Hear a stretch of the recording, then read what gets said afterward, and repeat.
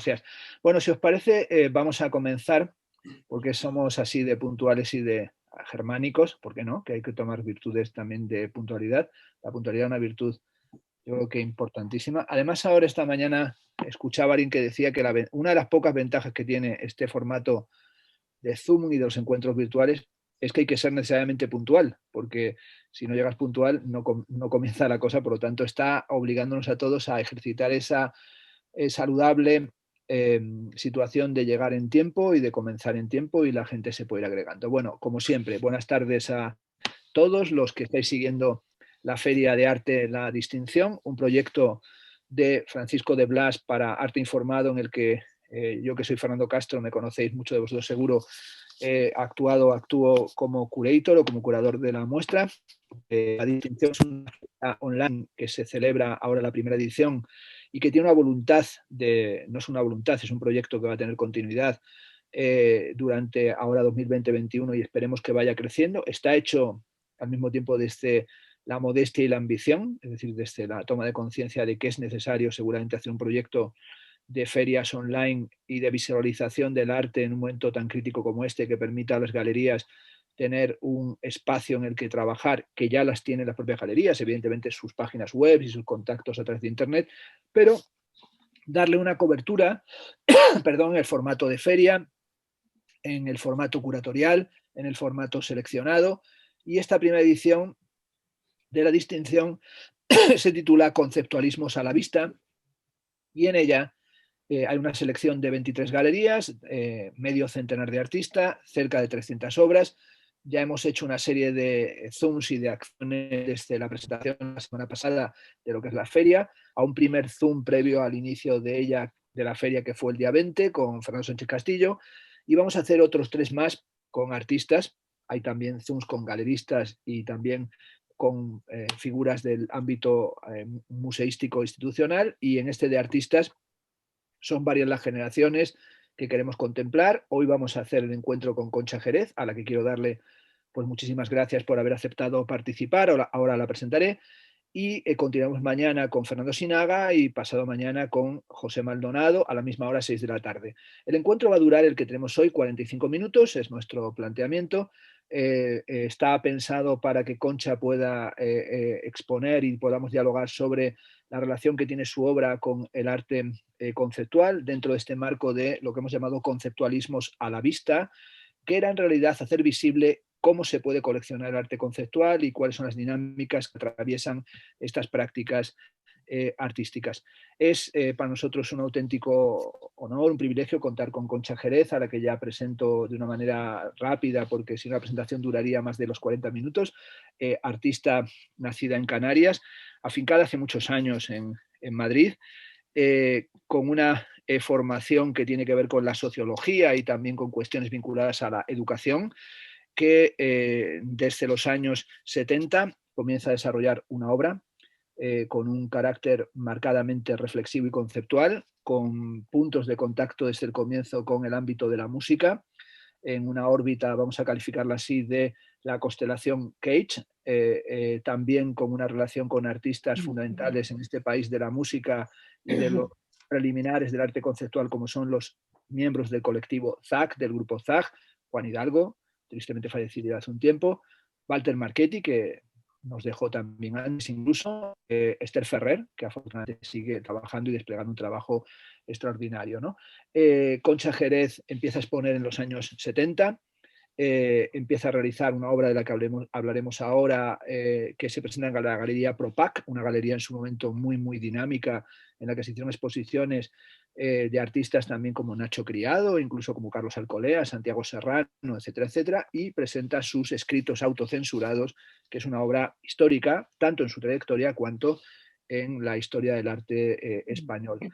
Va a estar trabajando durante años realizando instalaciones, es una de las primeras artistas españolas que despliega ese trabajo de la instalación, pensada siempre como una instalación que reflexiona sobre el sitio, sobre el site specific, y ese trabajo le va a llevar a muchos museos, galerías, ha tenido un gran trabajo con Centro Europa, ha participado en proyectos muy importantes en el contexto germánico, en el contexto de habla alemana, y también va a iniciar luego todo un conjunto de trabajos en colaboración con el artista José Iges, que también he visto que está siguiendo el Zoom, y le mando también un saludo afectuoso, realizando un trabajo conjunto que tiene que ver también con lo instalativo y también con lo performativo, porque Concha también es una figura crucial del performance. Ha realizado, y voy a terminar esta presentación, que da algunas notas, digamos, de reflexión o de puntualización de lo que es su trayectoria, señalando que ha hecho exposiciones en museos como el Centro Atlántico de Arte Moderno, en espacios culturales como el Coldo Michelena, que ha expuesto también trabajos propios en colaboración con IGES en Tabacalera, del Centro Nacional de Exposiciones del Ministerio de Cultura, y que tiene actualmente, y todavía podéis ver esa exposición, y algo hablaremos de ella, la exposición que nos roba en la memoria, su exposición en el Museo Nacional Centro de Arte Reina Sofía, exposición que no es una retrospectiva, esto es bueno que lo digamos, no es una retrospectiva, pero es una exposición que revisa núcleos muy importantes de su trayectoria y que fundamentalmente es un proyecto pensado para la Reina Sofía, que activa las cuatro escaleras, del edificio del antiguo hospital de Santa Isabel, y que permite también aproximarse a obras de los 70 y a obras más recientes, algunas hechas ahora para la ocasión. Concha Jerez, por último, tiene distintos premios, los dos más destacados, y el Premio Nacional de Artes Plásticas, el Premio Velázquez, y lleva años trabajando con galerías, y en los últimos tiempos, sobre todo, ha estado trabajando con la Galería Aural, que sé también que está aquí Begoña, gran amiga en el Zoom, y también en la feria está con dos espacios, ¿no? Con la Galería Aural y con la Galería de Angus Freijo, Galería madrileña. Por tanto, Concha, ya empezamos, un saludo, como digo, mil gracias, y vamos a comenzar esta charla de 40-45 minutos, empezando tal vez, como dicen, por el principio, es decir, por tu formación o tus primeros momentos de aproximación al arte contemporáneo y la búsqueda de tu lenguaje. En la exposición del Reina Sofía, en la sala de protocolo, Reina Sofía particularmente, hay una presentación de trabajos, ¿no? Variados, de piezas algunas de pequeño formato, pero sobre todo ahí se hace visible un tipo de trabajo que me gustaría que tú nos explicaras, trabajo prácticamente nunca has puesto, ¿no? De lo que podemos decir que es el Concha Jerez antes de Concha Jerez, es decir, el pre-Concha Jerez, que sería ese momento de trabajos que tienen algo de pictórico minimalistas o minimalizados, ¿no? De investigaciones sobre cuestiones cromáticas, de algo que incluso nos llevaría a pensar en esta idea de conceptualismo a la vista, de cómo también hay una fase tuya prelingüística o preconceptual o pretextual antes del trabajo con textos, que tiene que ver con cuestiones pictóricas o con un tipo de búsqueda de un camino personal que te aparte de modos tradicionales de la pintura. Cuando tú comienzas, está muy presente todavía el informalismo, está muy presente el pop, ¿no? Está muy presente también ciertas estéticas y tú buscas un camino. Cuéntanos, porque a lo mejor parte de los que nos siguen han visto ya la exposición, y los que no lo han hecho tienen que ir obligatoriamente porque pasamos lista, ¿qué es lo que supuso esa obra? Es decir, ¿qué significa en tu trayectoria esa obra y esa joven Concha Jerez? ¿Qué estaba haciendo cuando estaba haciendo esos trabajos? Bueno, primero de todo, buenas tardes a todos y bueno, y muchas gracias por esa extensa e intensa presentación, Fernando. Bueno, concretándonos ya en la pregunta que me haces, bueno, ciertamente yo siempre digo que empecé muy tarde en el arte visual, casi con 30 años, y porque antes había hecho muchas otras cosas. Partía de una carrera de piano en el Real Conservatorio de Música de Madrid y mi interés por la música es absolutamente importantísimo desde que tenía 5 años hasta que ya digamos que lo abandono después de un año con una beca en Estados Unidos y que al final de mi bachillerato y en el cual ya decidí hacer ciencias políticas. Entonces, bueno, todo este tipo de cosas, es verdad que también ha habido otra época ya cuando ya, digamos, me voy de Madrid, me voy otro año a París y entonces en París yo quería hacer dirección de cine, cosa que no fue posible porque había que prepararse mucho, yo no tenía dinero para estar allí preparándome. Intenté hacer dirección de teatro en la Sorbonne, cosa que tampoco pude hacer y entonces finalmente pues ya volví a España con otro tipo de intereses.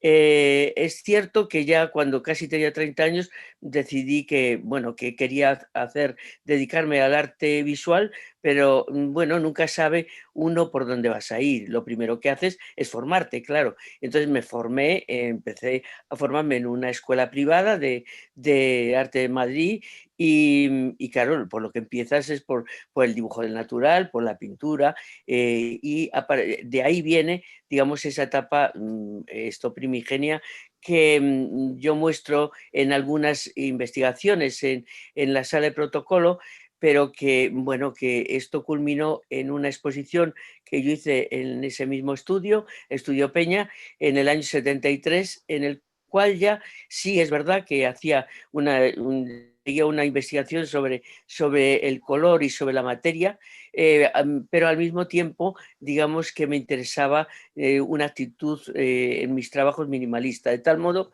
que en esa exposición había, digamos, unas obras que eran claramente minimalistas, formadas por madera pintada de negro, goma rayada y aluminio, digamos, con unas intervenciones en esos tres elementos que iban cambiándose en función de mi interés. Y la otra mitad de la exposición era como la huella de esas estructuras realizada a nivel pictórico. Ese es realmente mi primer interés que aparece en eso. En el año 75 ya hice una exposición en el Ateneo de Madrid, en el cual era claramente toda minimalista, y a partir de ahí, ya en ese año 75, decidí que, bueno, que quería investigar con el espacio, que quería hacer obras para el espacio. Ya había empezado mi obra conceptual que mostré en algunas obras en esa misma exposición, había empezado en el año 74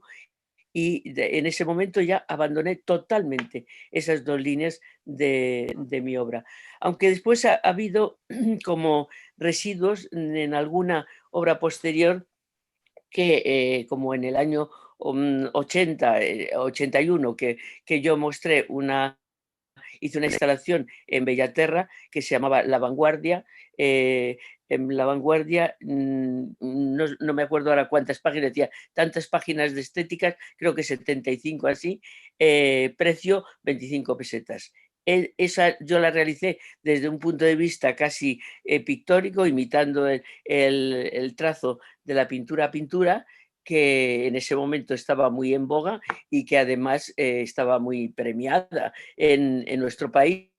Y claramente era una ironía al respecto, lo que yo quería utilizar, digamos, utilizando las estructuras de ese periódico y utilizando colores de todo tipo estábilo para desarrollar mi obra.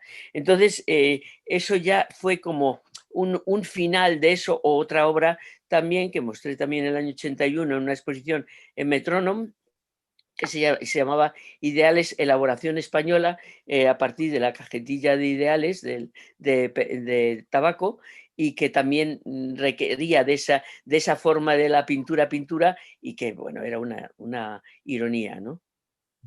Algo que acabas también de recordar ahora es cómo en el comienzo de tu trayectoria, a partir de los trabajos que toman ese perfil pues conceptual, pero no un conceptual meditado desde tus propios puntos de vista, es fundamental el trabajo con la información y con los medios de comunicación, con el periódico, ¿no? Es decir, La Vanguardia, también seguimiento de una noticia, es decir, algunas de tus obras de ese periodo más emblemáticas.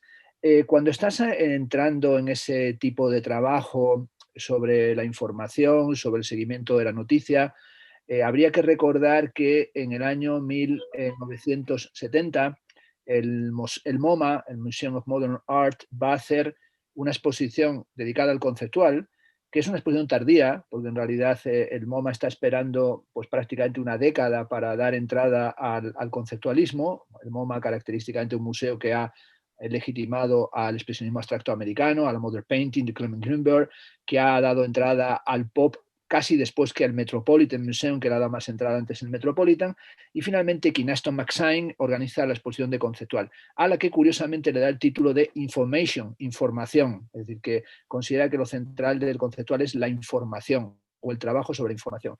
Cuando tú estás haciendo esas obras en ese momento, años 70, 74, recordemos que en el 72 son los encuentros de Pamplona, que los llamados nuevos comportamientos artísticos por Simón Marchand comienzan en el Ateneo esto en el Instituto Goethe, en el Instituto Alemán de Madrid, en el Instituto Alemán de Barcelona, que también el libro de Simón Marchand, Fiz, del arte objeto del arte del concepto, es del año 1974. Es decir, cuando tú estás empezando a trabajar, ¿cuáles son las referencias? Es decir, ¿qué es lo que te lleva a ti un artista que estás, como dices, desarrollando tu lenguaje, que estás en esas treintenas, en ese momento de arranque de tu trabajo? ¿Qué es lo que has visto y qué te ha llamado la atención para tomar ese camino tan arduo y tan complejo de investigación y desarrollo de una propuesta nada comercial, sino de reflexión y de investigación? ¿Qué autores o qué cosas te llevan hacia ese lugar? Pues realmente he de decir que en ese momento yo no tenía tanta información. No tenía tanta información puesto que era difícil conseguir en España ese tipo de información. Sí asistí como espectadora a los encuentros estos que se realizaron en el Instituto Goethe en Madrid, que estaban como en el fondo estaban muy centrados en temas políticos, que sinceramente en ese momento, y dado mi bagaje, que yo ya había ya desarrollado mi carrera de ciencias políticas, me parecieron absolutamente, y además había tenido, digamos, una actitud política, obviamente en contra del franquismo, pues me parecían unos planteamientos absolutamente ingenuos. No, es decir, yo asistí muy fielmente porque me interesaba documentarme sobre todo y ver lo que ocurría, pero para mí no supuso, digamos, una influencia. Y de hecho, yo hubiera querido ir a los encuentros de Pamplona porque me pareció que sentía que eso era importante el haber asistido, pero mis hijos eran muy pequeños y en ese momento no pude asistir por una situación así de simple. No fueron en un verano, yo estaba en otra parte y no podía asistir. Aparte de eso, pues realmente al principio de mis planteamientos conceptuales, yo pienso que tengo una gran contradicción, y es que verdaderamente en mis primeros trabajos del año 74, como es sumario de un proceso político o desarticulación de un partido político, surgieron ciertamente de una actitud como de rabia, de rabia. En el fondo una actitud muy expresionista, aunque el resultado, digamos, fuera absolutamente conceptual. Era el desarrollo de escribir aquello, esa idea de autocensurarme aquello que si hubiera escrito, bueno, pues hubiera ido a la cárcel, de lo que pensaba en torno a los juicios que se estaban celebrando y una serie de cosas. Entonces, siempre, por supuesto, me he informado muchísimo de todo lo que ocurría, pero siempre he recurrido al interior mío de ver qué pensaba yo, cómo podría, digamos, desarrollar algo sin olvidarme de quién era y de dónde venía y en el interior. A partir de ahí, pues claro, surgen muchas cosas, evidentemente. Estabas precisamente nombrando ahora en esta respuesta toda esa cuestión de posicionamiento político, pero también de rabia, y también has mencionado la palabra que me lleva a la siguiente cuestión, autocensura, ¿no? Es decir, ese momento en el que hay una expresión de resistencia, de insumisión, de cuestionamiento de un sistema político ilegítimo, ¿no? Antidemocrático y sustancialmente injusto, pero al mismo tiempo una actitud de autocensura, pero una autocensura que está a su vez subrayando la censura que se estaba produciendo en ese momento. del tardofranquismo, pero también incluso interesante esa censura que también sigue manteniéndose hasta en la propia transición, es decir, qué es lo que está permitido decir, qué es lo que no está permitido decir. Precisamente en la distinción se pueden ver y se pueden adquirir, se pueden coleccionar, se pueden acceder a obras tuyas de este periodo de los años 70, ¿no? De los escritos autocensurados, obras, por cierto, algunas de las cuales también están en la exposición de Reina Sofía e incluso en colecciones, ¿no? Como la colección del propio Reina Sofía. Me gustaría que nos contaras o que incidieras un poquito más en esta fase de esos escritos autocensurados. Es decir, ¿cuál es el nudo, cuál es el tema sustantivo, aunque ya lo has enunciado, de esta cuestión de la autocensura? Sí que querría añadir a lo anterior que no he dicho, el que quizás yo, aparte de asistir a la universidad a mis clases de ciencias políticas, yo estaba la mayor parte del tiempo, cuando no estaba en la universidad, estaba en el Ateneo. El Ateneo para mí ha sido una escuela de formación, ciertamente, como biblioteca y como personas que he conocido allí, del mundo de la literatura, Sánchez Ferlosio, Carmen Martín Gaite, es decir, un montón de personas. El primer cine que yo vi de Eisenstein fue en el Ateneo de Madrid, en conciertos, en poesía. Pepe Hierro llevaba el aula de poesía. En fin, ese bagaje sí que debo decir, porque verdaderamente eso sí fue una escuela de formación para mí. Y entonces, claro, en esos momentos yo estaba viviendo, digamos, todo lo que ocurría a todas esas personas, amigos y demás, que en un momento determinado iban a la cárcel y se tiraban años en la cárcel, ¿no?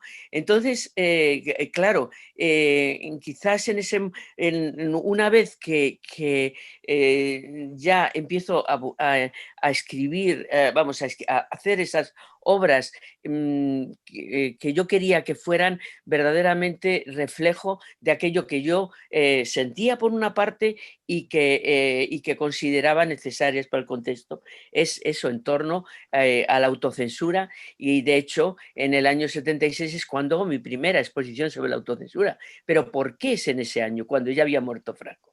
Pues porque me di cuenta de que no solamente el tema de la autocensura estaba vivo durante Franco, sino que había muerto Franco y había montones de cosas que no se podían decir. Por ejemplo, la Dirección General de Seguridad existió hasta el año, hubo directores hasta el año 79. Entonces, todo eso me lleva a hacer, digamos, a una exposición ya dedicada estrictamente al tema de la autocensura, en la cual, por supuesto, trabajaba con el espacio, era ya una instalación, pero el tema fundamental era ese, ¿no? Algo que también es fundamental, damos un paso o saltamos hacia otro momento, es que, como bien decías, en ese momento de la transición, que es un momento de, bueno, de grandes expectativas, pero también hay que decirlo, de grandes frustraciones, es decir, de impresionantes frustraciones, todo aquel trabajo de nuevos comportamientos, de investigación, todo ese trabajo no va a ser, y esto es importante decirlo, el trabajo que tenga consolidación o no va a ser el trabajo que vaya a ser expuesto y vaya a tener presencia en colecciones, en muestras, en bienales, sino que aquello que ha sido ese momento de encuentros de Pamplona y todos esos comportamientos del tardofranquismo van a ser progresivamente apartados a un margen, ¿no? A un margen incluso extra galerístico o extra museístico, y son los años de, bueno, de tendencias interesantes pero diferentes, como sería la nueva figuración madrileña,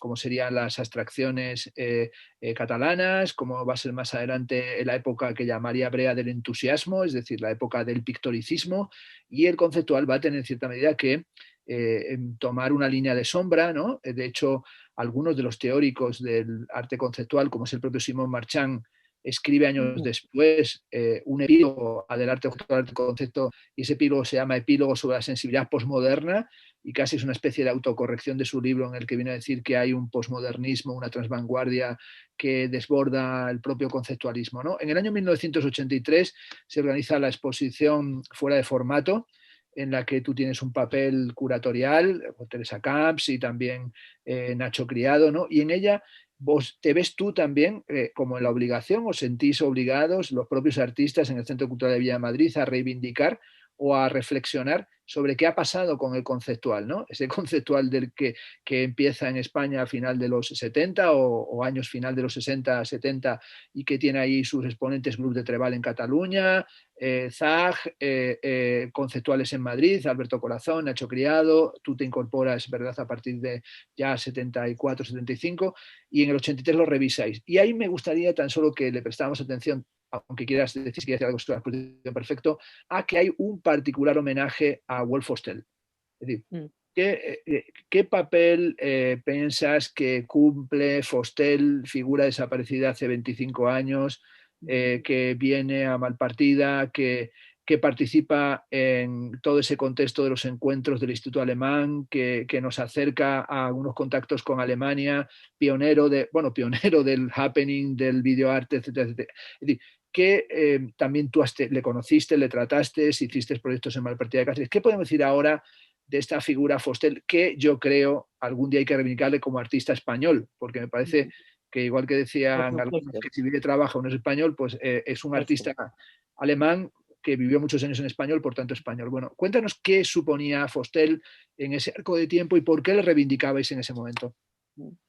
Bueno, vamos a ver, digamos que hay que, en ese punto sí que mi vinculación en relación con otros artistas conceptuales, aparte de ese momento en el cual yo era simplemente una asistente a los actos del Instituto Goethe, vino posteriormente y fue muy curioso, porque yo primero estuve más vinculada, digamos, a Cataluña. Es decir, en el año 70, tú hablabas de una cosa que yo quiero corregirte, y es, me voy a permitir corregirte, y es que a pesar de todo, sin embargo, tú decías de las galerías, pues mi primera instalación precisamente fue en una galería privada, en la Galería Propac, pero es que la segunda fue en otra galería privada, en la Galería Ovidio, que realmente hizo una labor impresionante en ese momento, y además, digamos, con una actitud muy ecléctica, con artistas muy buenos,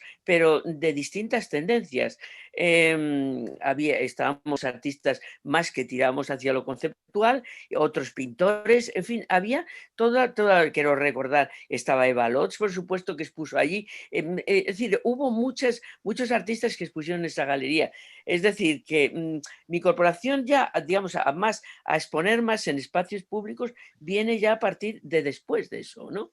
Entonces, yo tenía una relación con Carles Puyol y con Teresa Camps, y de ahí que en el año 79 hice una segunda parte de la exposición que hice en Ovidio en el Espai 3 de Sabadell. Entonces, a raíz de eso, y en el año 80, en el cual yo hice una instalación, precisamente la de la vanguardia, en Bellaterra, en un espacio creado por Teresa Camps, fue cuando surgió la pintura de los 80. Y entonces, a partir de ahí, dijimos, pero bueno, caray, es decir, que hay muchos que estamos vivos y coleando. Y en Cataluña, por supuesto, había un montón de ellos, de artistas, pero en Madrid, en el País Vasco había algunos también. En fin, y entonces realmente surgió fuera del formato de ahí. Pero también al mismo tiempo, cuando ya empezó a generarse el tema de fuera de formato, en el cual, por supuesto, decidimos que nuestro homenaje fundamental estaba en dos líneas. Por una parte, en el grupo ZAG, al cual se dedicó un espacio importante, pero es verdad que Fostel nos había ayudado a todos mucho. Nos había ayudado enormemente simplemente con la creación del museo, con la creación de unos festivales que llamaba SACON, además con una actitud muy interesante en la época y que verdaderamente se ha trabajado muy poco en España, y era la relación entre artistas portugueses y artistas españoles, ¿no? Y ahí invitaba a los portugueses, estábamos los españoles, y yo conocí a Fostel en el año 80, y ciertamente realmente fue un apoyo absolutamente importantísimo. De ahí que nosotros le invitamos a hacer un texto que él se puso en el catálogo y que era una carta de Fostel muy de apoyo y fundamental para todos nosotros. Y después, además, él nos introdujo, pues, por ejemplo, la primera obra que yo hago en un museo fuera de España fue a través de Fostel en el Museo Norrköping de Suecia, con Sí, otros artistas también españoles.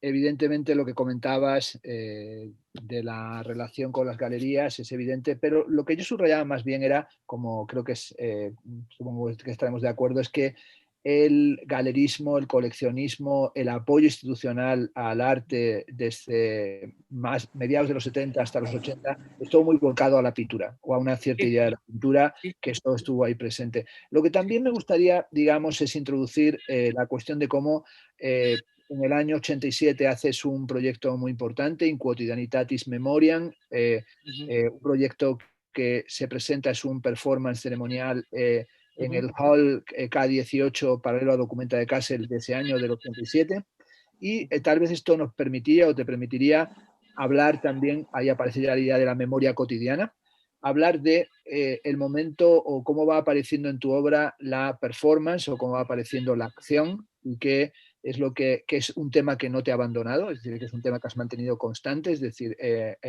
tus instalaciones están y tus intervenciones apoyadas casi siempre por una dimensión que tiene que ver con el arte sonoro, por un lado, con la idea de la música, en el sentido contemporáneo de la misma, pero también con el performance y la activación y el recorrido de los espacios. ¿Por qué no recordar ese momento del 87, del In Quotidianitatis Memoriam y la emergencia del trabajo performativo en tu práctica artística? Yo había empezado ya anteriormente a ese año, digamos que había estado desarrollando un trabajo performativo, pero no público. Es decir, en muchas de mis obras yo introducía, digamos, la acción como una acción privada que no daba, no- que no se reflejaba en lo público.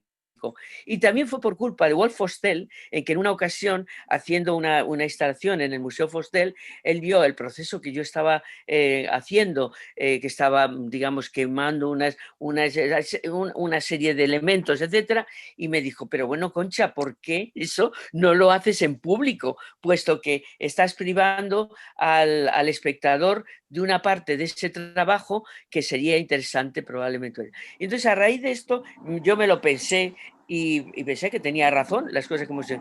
Y entonces, a partir de ahí, empecé a hacer el trabajo performativo ya en el año 84. Disculpad un momento, pero voy a descolgar ese teléfono porque... Bueno, eso está bien que también ahí aparece la cotidianeidad.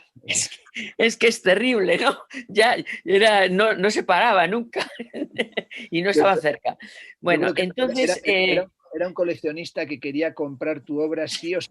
O sea que yo creo que era, acabas no creo, no creo. no acabas de contestar, te estaban dando tú tienes el Velázquez, pero te estaban dando el Cervantes y te estaban dando el premio Goethe de literatura alemana.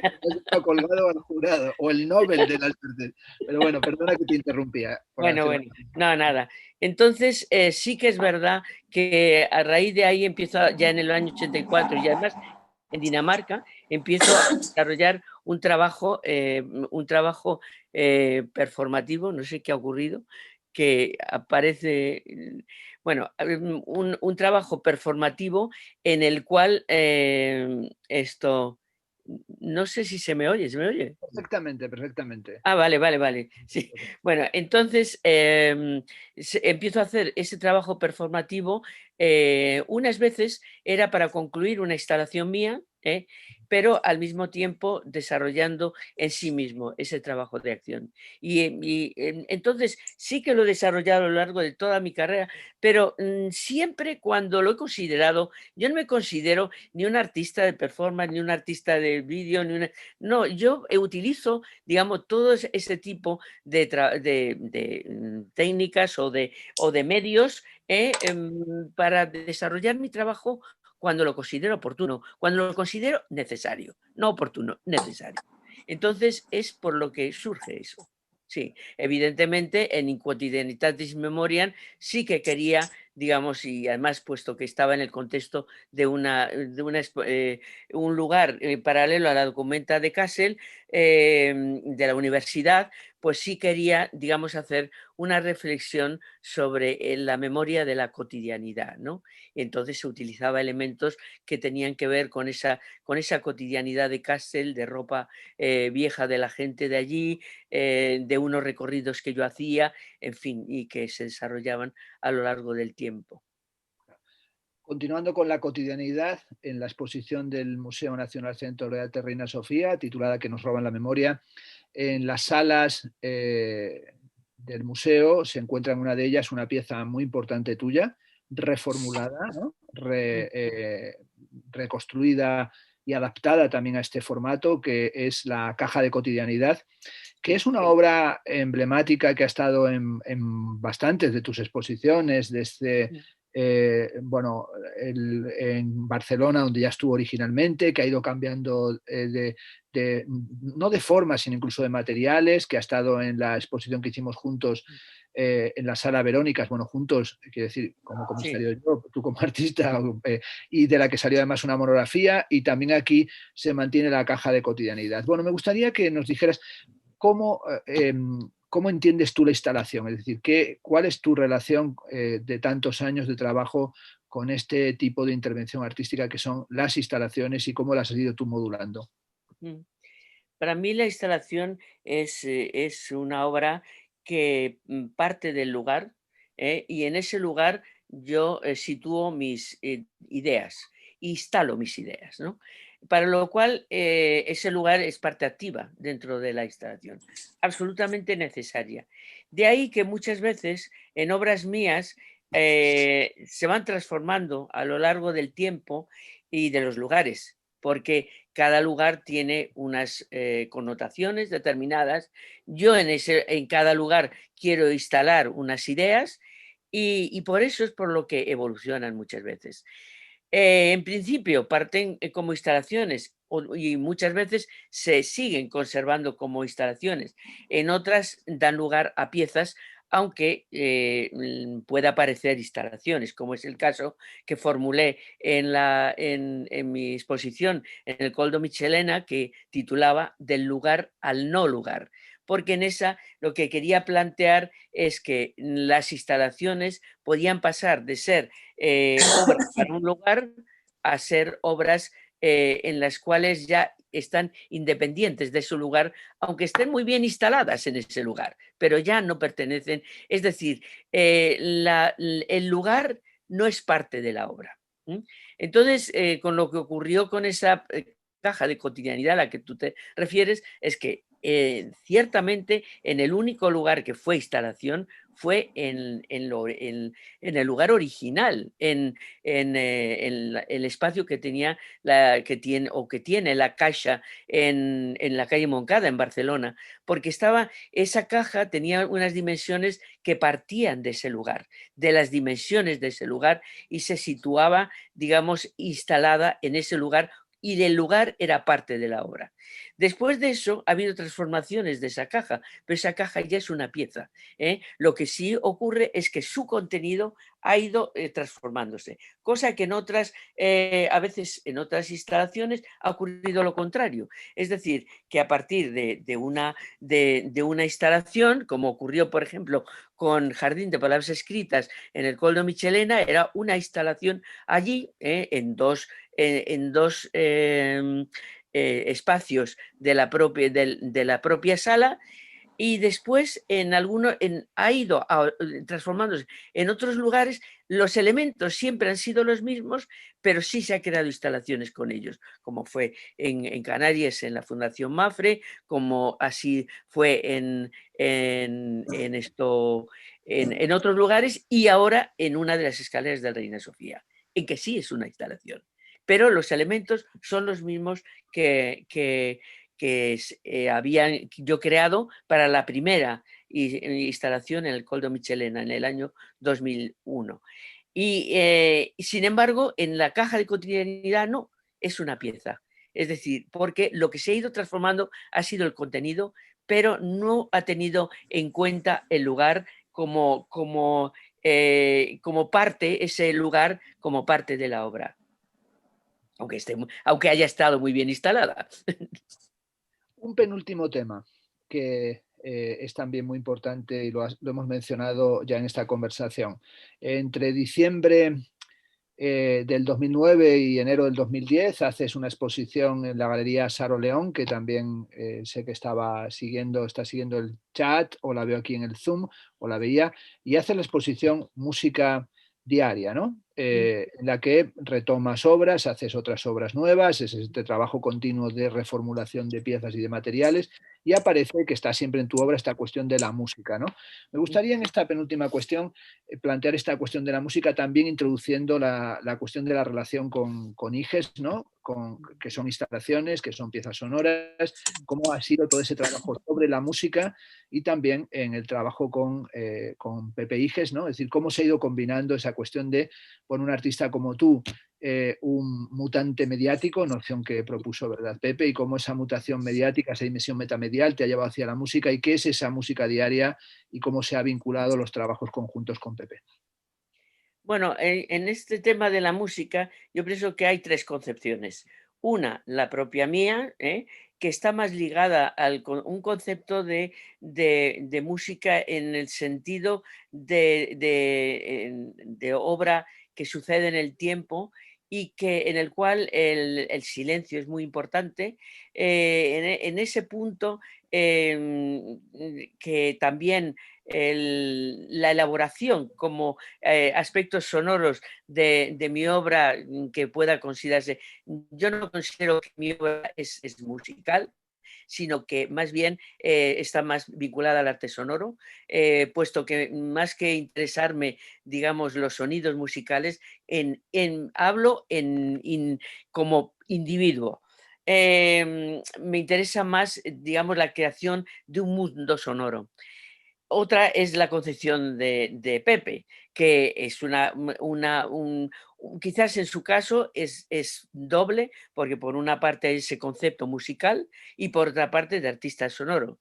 Pero en el caso de la obra común es como el tercer hombre, ¿no? Es decir, ni es él ni soy yo. Es una plataforma en la cual nos podemos permitir yo cosas que no me permito sola, él probablemente lo mismo, y entonces puede surgir esa obra. Y ahí sí, ahí en esas obras comunes sí surge lo sonoro y surge siempre ha surgido lo visual, que quiero resaltar que siempre me parece que se considera que mucha gente ha considerado como que yo hacía, digamos, en la música y yo no la letra, pero sí la parte visual. No, es común todo el trabajo, ha sido siempre común pero en eso, como vuelvo a insistir, ahí sí me he podido permitir el que hubiera, digamos, música también en ello, pero porque ese era, digamos, esa plataforma común, en el cual siempre partíamos de una idea determinada, y a partir de esa idea utilizábamos los elementos que nos parecían más indicados, ya fuera si era una instalación, si era un concierto, si era una performance, entonces utilizábamos tanto el sonido como la parte visual que nos parecía más oportunas. La última cuestión, Concha. Como decíamos al presentar esta conversación, está ahora mismo abierta tu exposición que nos roban la memoria en el Museo Nacional Centro de Arte Reina Sofía, en el edificio de Sabatini. Y el Zoom que estamos teniendo se ha titulado que nos roban el concepto, ¿no? Hemos hecho ese juego que nos roban la memoria, que nos roban el concepto. Bueno, se trataba un poco de tener una memoria a través tuya o tu memoria del conceptual.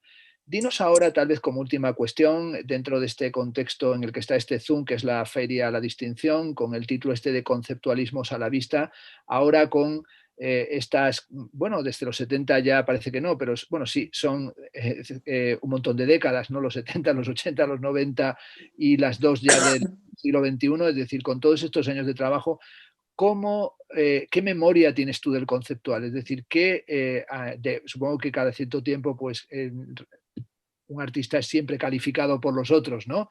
Concha Querez, artista conceptual, Concha Jerez, artista instaladora, Concha Jerez, artista feminista, Concha Jerez, lo que sea. Pero pensando en esta cuestión de la memoria del conceptual, ¿qué podrías decirnos tal vez para cerrar que queda en tu memoria y sigue presente en tu actividad hoy de aquello que piensas que sigue siendo decisivo mantener de arte conceptual o en relación con el conceptual y con el conceptualismo? Eso es una pregunta bastante complicada de resolver, vamos, de esto, porque yo desde un principio me consideré, y es por lo que no me ligué en un principio tan fervientemente al movimiento conceptual en la época aquella de los encuentros en el Goethe, es porque yo quería mantener un nivel de libertad, un nivel de libertad a la manera de poder, digamos, en función de mis ideas, poder desarrollar esos conceptos. Es verdad que he sido, digamos, muy, muy rígida digamos, en mi elaboración desde el año 74 hasta el 83, hasta fuera de formato, hasta el punto de que yo desarrollaba solamente mis obras y mis instalaciones, solamente con unos elementos mínimos como era el papel, muchas veces vegetal, por supuesto, y escritos nada más, ¿no? Pero a partir del año 83 empecé a hacerme ya otro tipo de concesiones a mí misma, precisamente mirando la historia. La historia, siempre hay que recurrir a la historia del arte y ver cómo los distintos artistas nos han ido dando permiso para abrir nuestros horizontes y no quedarnos en algo. Yo creo que y en ese punto muchas veces he dicho que yo era una artista, sí, que sí podía, que por supuesto me consideraba un artista conceptual en la medida en que tenía un proceso que consideraba conceptual, pero que iba por libre. Siempre he defendido eso. Entonces, ¿para qué? En principio los teóricos siempre, digamos que unían el arte conceptual y el mismo Simon Marchand con la utilización, digamos, estrictamente de la palabra, ¿no? La palabra y nada más en las obras. Y es cierto que hay muchos artistas que solamente han utilizado eso, Les Levin, en fin, Kossuth, en fin, toda una serie de artistas. Pero yo no he hecho eso, no he hecho eso, he hecho lo que me ha parecido, lo que me ha parecido y en ese punto eh, mm, he declarado esa libertad, que es verdad que muchas veces he mantenido mucho esa rigidez. Por ejemplo, en la exposición de la Reina Sofía, yo creo que la escalera más radical de todas es la dedicada a la memoria autocensurada. ¿Por qué? Porque he seguido un proceso absolutamente que yo me he planteado y que era de una rigidez en el sentido de yo hago 3 acciones, esas 3 acciones se graban y es lo único que va a ver el resultado de esas acciones y los vídeos en esa escalera. Y en ese punto sí que me reivindico, que probablemente es el ejemplo más conceptual de toda la exposición, ¿no? Unido también a la época de los años 70, que le dedico bastante en una de las salas, ¿no? Bueno, sí, también el pasillo dedicado al concepto mío de silencio, ¿no? También, es verdad. Pero también fluctúo con otras, por ejemplo, el de la memoria silenciada, en el cual, digamos que, aunque es muy radical en el contenido, pero sí que dejo, digamos, hablar y suceder toda una serie de cosas en las cuales, pues, la vida es la que manda, ¿no? Es la que manda y lo que ha sucedido en ese caso y en esa escalera con la represión franquista. Bueno, como siempre, un placer conversar contigo. Además, una de las cosas que tiene, de las pocas cosas buenas que tiene Zoom y esto, Meets, Jitsi, todo esto, es cotillear las estanterías de los demás, ¿no? Entonces, claro, hemos visto aquí a Concha que tiene por detrás una estantería plagada de cintas de cassette, de cintas de vídeo, de dossiers, es decir, y yo que soy un cotilla enfermizo, pues me he puesto a cotillar los archivadores que tiene detrás suyo y he visto que tiene uno ahí con letras bien gordas que dice paisaje de palabras, ¿no? Es decir, que es el que está saliendo en plano paisaje de palabras, ¿no? Bueno, se dice que una imagen vale más que 1000 palabras. Esto hay que decirlo con palabras. Por tanto, Yo no lo creo eso, ¿eh? No lo creo. no, no, pero yo sí. Entonces, como decía Shakespeare, ¿no? Words, words, words, palabras, palabras, palabras. Bueno, donde está una palabra también se enciende una luz, ¿no? Es decir, que la imagen es muy poderosa, pero que también aquí queremos aportar en estos Zooms las palabras, los testimonios, vuestro compromiso intelectual y artístico y creativo, y por tanto queremos acompañar en esta feria no de pedantería, de erudiciones absurdas, sí de saber, ¿no? Como decía Barthes, un poquito de saber y por qué no un poco de sabor. Por tanto, ese paisaje de palabras que tú nos has traído hoy contándonos esta pequeña apertura, porque como digo, esto podría haber durado muchísimo más tiempo, pero queríamos mantenernos en este rango, ¿no?, de 45 o 50 minutos. Mil gracias, Concha. Invitamos, lo hago yo, pero lo hace también el artista, a todos, a que si no habéis visto la exposición que nos roban la memoria, sigue abierta y es una exposición excepcional. Dentro de poco aparecerá el catálogo, que yo creo que es un elemento también importante de esta muestra. Y después de tantos años de relación y de amistad con Concha, pues es hablar una vez más con una muy buena amiga, con una querida amiga, que además hemos participado juntos en muchos proyectos, y además un artista que sigue en activo con un vigor increíble, tanto en museos como en galerías, no colaborando con galerías aquí en La Distinción y también en sus espacios físicos. Y gracias a los que habéis seguido el Zoom en directo, a José Iges, a los que veo, ¿verdad?, a Begoña de Aural, a Jessica, a Marta, a José Iges, que le veo ahí, a Rafael Ortiz, a David Pereira, a Saro León, es decir, a galerías además que trabajan con Concha, como Begoña y Saro, y a todos los que lo veáis esto en YouTube, pues deciros que hemos hecho esto únicamente para crear ese paisaje de palabras y ese paisaje de conceptos que nos permitan comprender un poquito más tu trabajo muy, muy intenso, muy comprometido, ¿no? El de una mujer que ha batallado mucho, que yo creo que ha batallado con una confianza en que tenía cosas que decir y cosas que aunque te censuraras querías que se viera porque se autocensuraban.